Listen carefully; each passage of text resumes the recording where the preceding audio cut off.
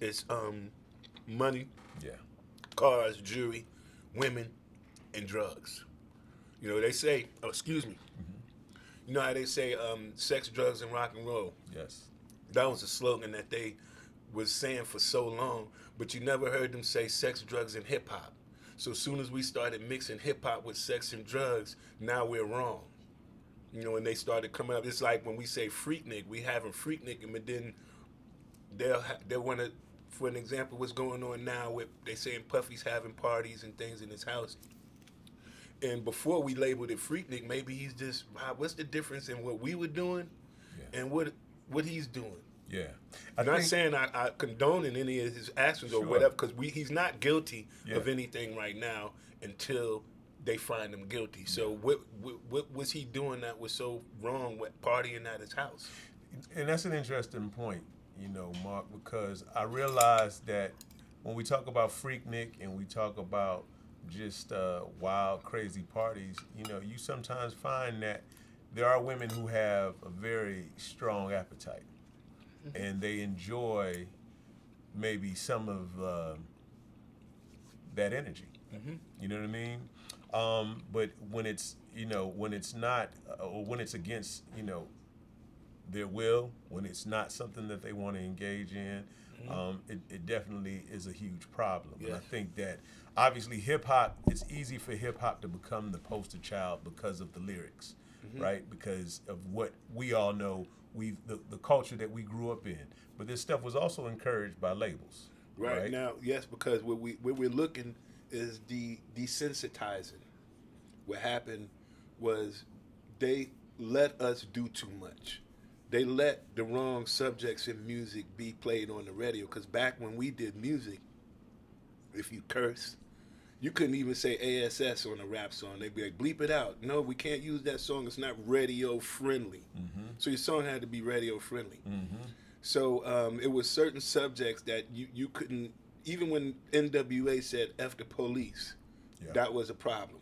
Because they was like, you're saying F the police. Now, look at what's going on. It's even worse. So, what happened is they said, okay, we'll water down the music, take the meaning out of it, take their culture away from them, right? Yeah. Give it away for free on the internet. They're not going to be buying this stuff anymore. We're going to go get it from YouTube. Download it. It's free. So it kind of left us in a real.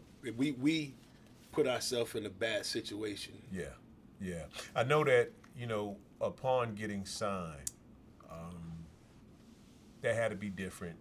Obviously, at that time, you spent a lot more time around Puff, and you said he wasn't the person that many people know him to be today in terms of the magnitude, the businessman, the mogul that he evolved into.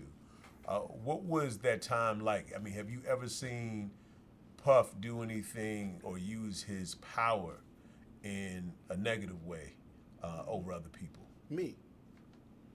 He used his power in the wrong way over me, and that's one of the gripes that I have with him. Just because you're puffy, just because you're this powerful person, don't mean that you can mess over my dreams.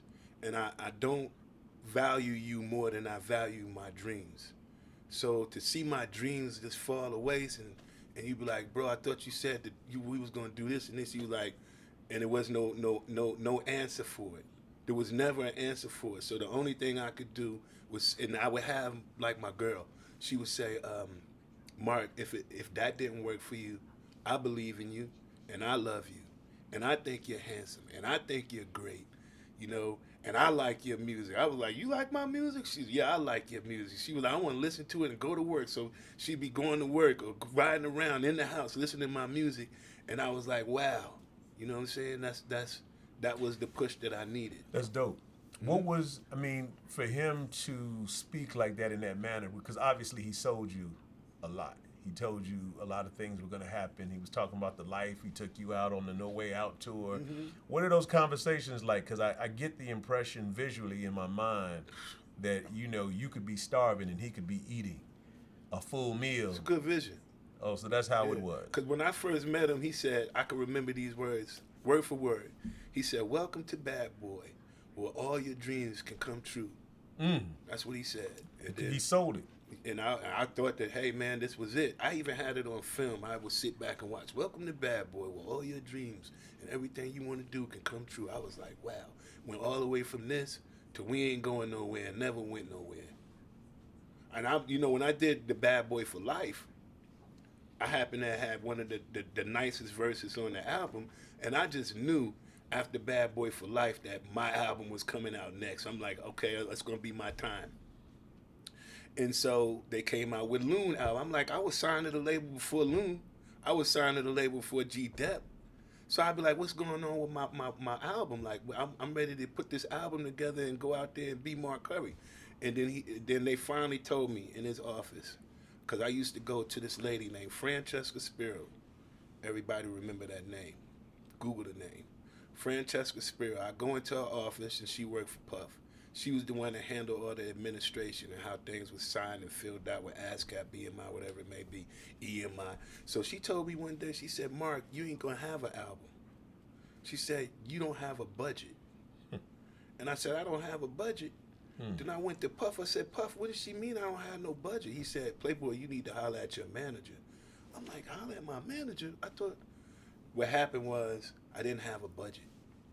The budget, back in those days when you're doing music, if you flew to a hotel in Louisiana for 2 weeks, it's coming out your budget. Like, you have artists like Black Rob, who had the opportunity to do his album, but once he finished his album, he did not know that he's going to be $2 million in debt.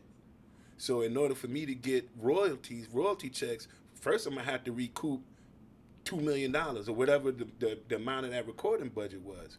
So I would always get royalty checks because I never had an album like that. So I still did the Godzilla. I get royalty checks. I say, Rob, you didn't get your check? He said, what check? I said, you get a check. He said, I ain't get no check. He got not one royalty check. G Dep didn't know that about these checks. Like what happens, it was EMI. EMI was the parent. Puff used to get they'll draw from EMI handles whatever administration. Puff had Janice Cohn, so EMI would send the money to Janice Cohn Publishing. Then in return, Janice Cohn would look at see how much you got to recoup, and then give you your check from there. Mm-hmm. So I was like, EMI is giving you, because he was handling the administration. I said, I don't want him handling my administration. I handle my own administration. And from now on, when my check comes, I want my check to come straight from y'all and direct deposit into my bank. I do not want y'all giving my money to him and then he gives me money, because I don't like the way that goes. How did he receive that? The check? No. How did he receive that message? Oh, one time he was like, because this is how I was on him. I didn't play with him. And recently, when he gave everybody the publishing back, and he called and he said, Mark, I just want you to be one of the first people to know I'm giving your publishing back. I was like, wow. I said, well, how about this?